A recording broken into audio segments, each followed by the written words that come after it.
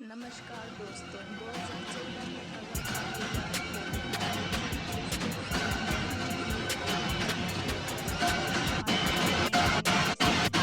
तो इस वक्त आप आराम से बैठकर इस वीडियो को देख रही हैं, मगर मैं आपको कहूँ, आज जिस जगह पर आप अभी बैठे हो वो जमीन आज से करोड़ों साल पहले 8,500 डिग्री के तापमान से उबल रही थी, या जिस जगह पर आप बैठे हैं वो जगह लाखों सालों तक बर्फ से ढकी हुई थी। ये दोनों बातें सच हैं। इस 15 मिनट की वीडियो के अंदर आप पृथ्वी के 450 करोड़ साल के सफर को देखने वाले हैं। जिस जगह आज हमारा सौरमंडल है, वहाँ विभिन्न प्रकार की गैस और धूल के बादल हुआ करते थे। वैज्ञानिकों के मुताबिक इन धूल के बादलों से दूर एक तारा हुआ करता था।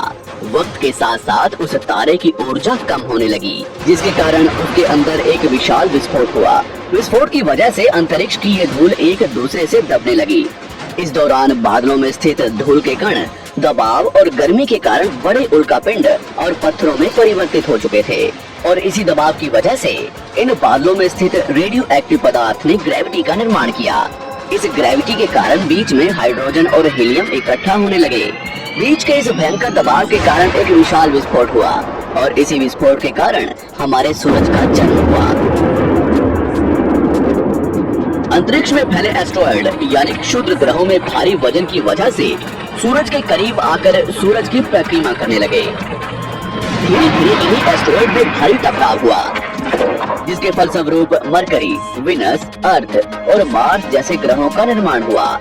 वैज्ञानिकों के मुताबिक उस वक्त पृथ्वी और मार्स यानी मंगल ग्रह के बीच थिया नामक ग्रह सूरज की परिक्रमा किया करता था। पृथ्वी पर ग्रेविटी होने की वजह से सूरज की परिक्रमा करने वाले एस्ट्रॉयड अब पृथ्वी की परिक्रमा करने लगे, और धीरे धीरे करोड़ों सालों तक ये पृथ्वी पर गिरते रहे। और ऐसी घटना हमारे पड़ोसी ग्रह थिया पर भी हो रही थी, जिसके कारण थिया पृथ्वी के और करीब आने लगा और आकर पृथ्वी से टकराया। इस भयंकर टकराव की वजह से पृथ्वी के हिस्से कणों के रूप में अंतरिक्ष में फैल गए और एक रिंग्स की तरह पृथ्वी की परिक्रमा करने लगे। इन्हीं परिक्रमा करते हुए कणों में टकराव होने लगा, जिसके कारण हमारे चांद का निर्माण हुआ। उस वक्त पृथ्वी पर सिर्फ एक ही समुद्र हुआ करता था, और वो था 1900 डिग्री सेल्सियस की तापमान पर उबलते हुए लावे का। उबल रही थी वो सारी चीजें जिसे आज आप अलग अलग नाम से जानते हैं। वक्त के साथ साथ पृथ्वी धीरे धीरे ठंडी हो रही थी, जिसके कारण पृथ्वी के भारी तत्व जैसे धातु और रेडियो एक्टिव पदार्थ पृथ्वी के केंद्र में जाकर इकट्ठा हो गए, और हल्के पदार्थ पृथ्वी की सतह पर आ गए। लाखों सालों तक पृथ्वी पर उल्कापिंडों की बरसात हुई, और इन गिरते हुए उल्कापिंडों में जमा था नमक, मिनरल्स और पानी। करोड़ों सालों तक इन उल्कापिंडों की बरसात होती रही, और धीरे धीरे पृथ्वी की ऊपरी सतह पानी से ढकने लगी। वैज्ञानिकों के मुताबिक यही वो वक्त था जब दूर गहरे पानी के अंदर निकलते ज्वालामुखियों से पहली बार सूक्ष्म जीवों का निर्माण हुआ। लाखों सालों बाद एक वक्त ऐसा आया जब पृथ्वी की पूरी सतह पानी से ढक चुकी थी।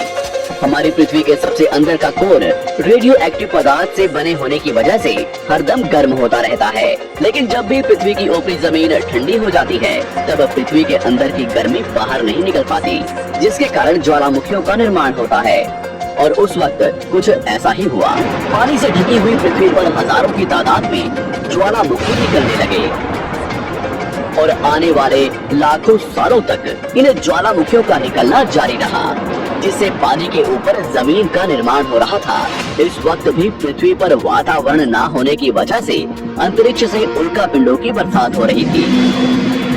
आज से लगभग 300 करोड़ साल पहले पृथ्वी पर ऐसा वक्त आया जब पृथ्वी का वातावरण लगभग स्थिर होने लगा था। ज्वालामुखी निकलने धीरे हो गए थे, और पृथ्वी का एक दिन 12 घंटे का हुआ करता था। साल बीतते गए, और धीरे धीरे ये सूक्ष्म जीव विकसित होते गए और समूह में रहने लगे। आज से लगभग 250 करोड़ साल पहले पहली बार पृथ्वी पर ऐसे जीवों का निर्माण हुआ जो जीने के लिए ये पानी के अंदर के मिनरल्स यानी खनिज पदार्थ और धूप का इस्तेमाल करते थे, और मल त्याग के रूप में ऑक्सीजन बाहर निकालते थे। इस वक्त तक पृथ्वी पर ज्यादातर ज्वालामुखी निकलने बंद हो चुके थे, और इन माइक्रोबैक्टीरिया की वजह से वातावरण में ऑक्सीजन की मात्रा बढ़ रही थी। वातावरण में ऑक्सीजन बढ़ने की वजह से पृथ्वी का वायुमंडल बनना शुरू हुआ और आने वाले हजारों सालों तक वातावरण में ऑक्सीजन की मात्रा बढ़ती रही, जिसकी वजह से पृथ्वी के ज्यादातर हिस्सों में ये सूक्ष्म जीव फैल गए। हजारों सालों बाद एक वक्त ऐसा आया जब पृथ्वी में ज्यादा ऑक्सीजन बढ़ने के कारण ये सूक्ष्म जीव मरने शुरू हो गए। उस वक्त तक पृथ्वी का वातावरण ठंडा होने के साथ साथ ऑक्सीजन से भी भर चुका था, जिसके कारण जमीन और वातावरण में स्थित आयरन यानी लोहे के मिनरल्स पानी में स्थित ऑक्सीजन से रिएक्ट होने लगे और एक वक्त ऐसा आया जब पृथ्वी की जमीन आज के मार्स के जैसे लाल हो चुकी थी। वक्त बीतने के साथ साथ धरती की टेक्टोनिक प्लेट्स में दरार होने लगी, जिसके कारण पृथ्वी के अंदर का लावा जमीन की तरह कई लाखों सालों तक खुला उबलता रहा और यही वो कारण था जिसके कारण पृथ्वी के वातावरण में कार्बन डाइऑक्साइड की मात्रा बहुत बढ़ गई और पृथ्वी पर एसिड की वर्षा शुरू हो गई। एसिड रेन की वजह से पृथ्वी का तापमान घटने लगा और तापमान इतना घटा कि पृथ्वी के ऊपर स्थित पानी बर्फ में परिवर्तित होने लगा। पृथ्वी पर पहली बार भयंकर आइस एज आया। इस वक्त पूरी पृथ्वी सफेद बर्फ से ढक चुकी थी। आमतौर पर जब धरती पर सूरज की किरणें गिरती हैं, तब जमीन उन किरणों को सोख लेती है, मगर क्योंकि पूरी पृथ्वी बर्फ से ढक चुकी थी और क्योंकि बर्फ सफेद और चमकीली होती है, जिसके कारण सूरज की किरणें धरती पर गिरने के बाद वापस चली जाती थी। इसी कारण से पृथ्वी कई लाखों सालों तक बर्फ से ढकी रही, मगर फिर से पृथ्वी के अंदर स्थित गर्मी ज्वालामुखी के रूप में निकलना शुरू हो गई और इन ज्वालामुखियों से निकलने वाली गर्मी ने बर्फ को पिघलाना शुरू कर दिया। इसी बीच पृथ्वी की गहराई में बचे कुछ सूक्ष्म जीव धीरे धीरे बदल रहे थे और अब वो ऑक्सीजन को अपने शरीर को बड़ा और जटिल बनाने के लिए इस्तेमाल करने लगे थे। इस बीच पानी में अलग से भी छोटे समुद्री पौधे निकलने शुरू हो चुके थे। बाहर जैसे जैसे ज्वालामुखी निकल रहे थे, वैसे वैसे वातावरण कार्बन डाइऑक्साइड की वजह से गर्म हो रहा था। वक्त के साथ साथ बर्फ तो पिघलने लगी, मगर धरती पर फिर से एसिड की वर्षा शुरू हो गई, जिसके कारण फिर पृथ्वी ठंडी होने लगी और फिर पृथ्वी की ज्यादातर सतह बर्फ से ढक गई। ऐसा बार बार कई हजारों सालों तक होता रहा और इसी कारण से अब समुद्री जीव धीरे धीरे वातावरण के हिसाब से विकसित हो रहे थे। इस बीच कई सारे जीव और समुद्री जंगल विलुप्त हो गए, मगर जो बच गए वो धीरे धीरे पृथ्वी के बदलते तापमान के हिसाब से ढलते गए और अब हजारों सालों बाद समुद्री पेड़ बर्फ की वजह से पूरी तरह से मरते या सूखते नहीं थे। अब सूक्ष्म जीव समुद्री जीव बन चुके थे। जब फिर से ज्वालामुखियों ने पृथ्वी की बर्फ को पिघलाना शुरू किया, तब ये समुद्री पेड़ जल्दी विकसित होकर फैल गए।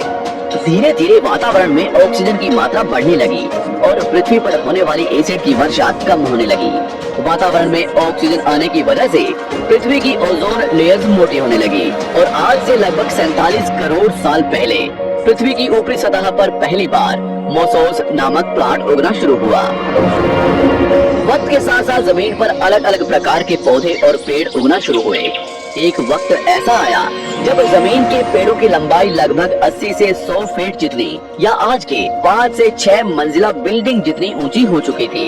ये वो वक्त था जब समुद्री जानवर समुद्र से बाहर निकल रहे थे और जमीनी जानवरों में परिवर्तित हो रहे थे। धरती की ज्यादातर जमीन एक जगह इकट्ठी हो चुकी थी, जिसे आज हम पैंजिया महाद्वीप के नाम से जानते हैं। पृथ्वी का वातावरण और तापमान लगभग स्थिर हो चुका था और अब करीब 21 से 23 घंटे का दिन हुआ करता था। अब समुद्री जीव पानी से बाहर रहने लगे थे और वातावरण के हिसाब से उनके शरीर का रंग रूप बदल रहा था। धीरे धीरे ये जमीनी जानवर डायनासोर्स में परिवर्तित हो गए। जिन डायनासोर्स ने पेड़ पौधे खाने शुरू कर दिए, उनका शरीर लंबा और विशाल रूप से विकसित होने लगा। कुछ डायनासोर्स शिकार किया करते थे, जिसके कारण वे छोटे और तेज होते चले गए।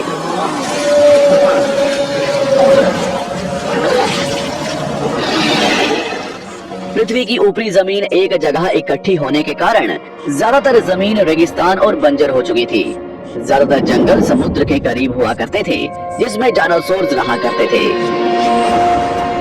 आज से लगभग 20 करोड़ साल पहले पैंजिया महाद्वीप टूटना शुरू हो गया। पैंजिया के विभाजित होने की वजह से पृथ्वी की ज्यादातर ऊपरी जमीन पानी के संपर्क में आने लगी, जिसके फलस्वरूप पृथ्वी पर हरियाली बढ़ती गई, जिस वजह से डायनासोर्स और ज्यादा विभिन्न और विशाल होते चले गए। डायनासोर्स ने आने वाले लगभग 20 से 30 करोड़ सालों तक पृथ्वी पर राज किया। उस वक्त डायनासोर्स समुद्र से लेकर जमीन और आसमान तक पूरी पृथ्वी पर राज किया करते थे। इस दौरान अफ्रीका से टूटा भारत सीधे आकर आज के तिब्बत से टकराया और इस टकराव की वजह से हिमालय का निर्माण हुआ। आज से लगभग 6.5 करोड़ साल पहले पृथ्वी की तरफ आज के माउंट एवरेस्ट से भी बड़ा लगभग 4.5 लाख करोड़ किलो जितना वजनीय उल्कापिंड लगभग 80,000 किलोमीटर प्रति घंटे की स्पीड से पृथ्वी की तरफ आ रहा था। पृथ्वी की सतह को छूते ही उसमें भयंकर आग लगी और वो जलते हुए सीधा पृथ्वी से टकराया। इस टकराव से निकलने वाली ऊर्जा आज के 10 करोड़ परमाणु बम एक साथ फटने के बराबर थी। जहां ये उल्कापिंड गिरा, वहां के जानवर और पेड़ तुरंत भाप बनकर जल गए। गिरते ही पृथ्वी पर पूरी तरह धूल फैलने लगी, समुद्र में भयंकर बाढ़ आने लगी। भूकंप और आग ने पृथ्वी को जलाना शुरू कर दिया। कुछ ही घंटों में पूरी पृथ्वी के वातावरण में हानिकारक गैस और धूल की वजह से पृथ्वी नर्क हो चुकी थी। डायनासोर्स घुटन, आग और भूखमरी से पूरी तरह विलुप्त हो गए। इस वक्त हमारे पूर्वज जमीन के अंदर रहा करते थे, जिसके कारण वो इस विशाल प्रलय से बच गए। पृथ्वी का वातावरण पूरी तरह से काला और अंधेरा हो चुका था, जिससे धूप भी जमीन तक नहीं पहुंच पा रही थी। पृथ्वी के पेड़ और ज्यादातर जानवर विलुप्त हो गए।